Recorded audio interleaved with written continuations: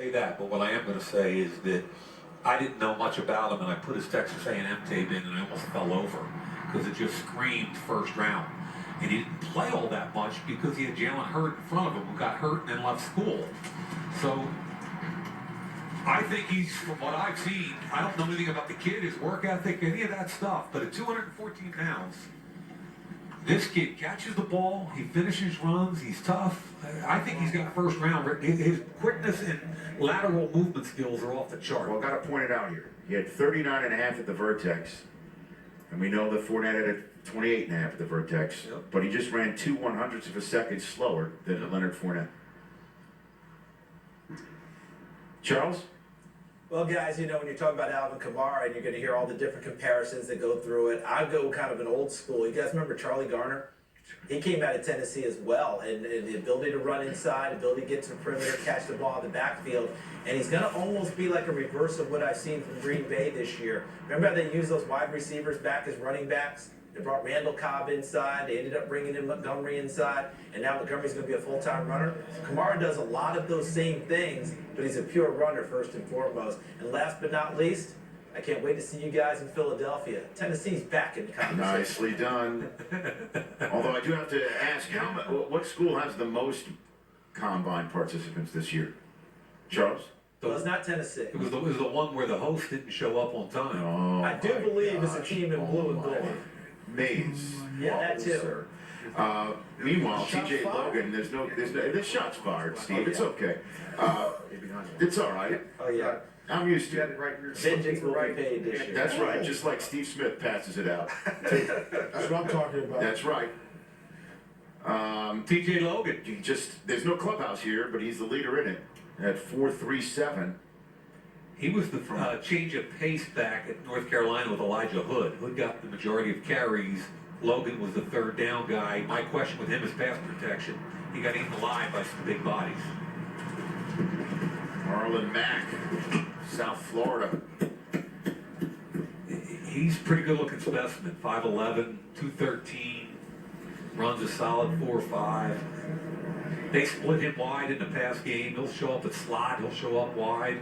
All right, here's Christian McCaffrey now, one of the more exhilarating players at the collegiate level last 2 years.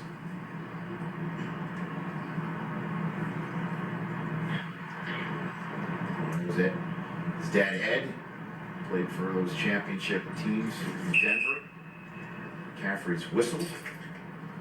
His mom, Lisa, right? Stanford soccer player. His grandfather, David, was a 1960 silver 100 meters in the Olympics. And I think the focus this kid has is to run sub 4.5. I think that's his, and I think you saw that in the nervousness trying to get out. Twitchy, moving around and all that stuff. Just be still. 3 good counts, be still, get off. You're going to be fast. Don't worry about that. We just want the right fast. There you go. We knew about the Ed. Didn't know about the harmonica or the pot-bellied pig named Terrence. Didn't know about those two. Are those measurables, Mike? I'm not excited about number 3 at all. What do you got against the name Terrence? It's the pig. Oh, okay. Kid averaged 30 touches a game for 2 years. 30 touches a game. There it goes. 4.49. The over-under was 4.50. So I think anything in the 4.4, he's probably pretty happy about. Marshall, is your comp for him? You've mentioned it a couple of times to me. Is it still Reggie Bush for you? Yes, and you know, listening to Mike talk about it, I should give him a couple of more pluses.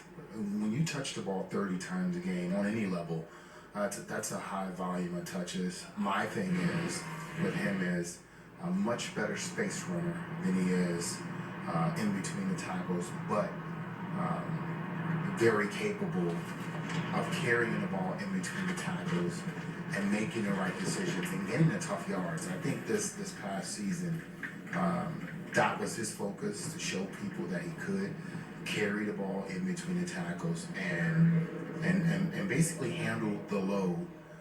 30 touches a game, that's high volume. You know, I think you said it really well, Marshall. He did have to do some stuff between the tackles, and the way I look at that kid, and actually I look at Kamara and I look at Alvin Cook, all three of them. The way I look at them is they're today's modern NFL back, and you need to have a plan for how you're going to use them. They're going to get 20 touches a game, but it might be 12 or 13 in the run game, another 6 as a receiver, and a couple in the return game. They're today's matchup player. It's Jeremy McNichols from Boise State, 4.52 after Elijah McGuire, a Raging Cajun, ran right there. Now it's time for DeRay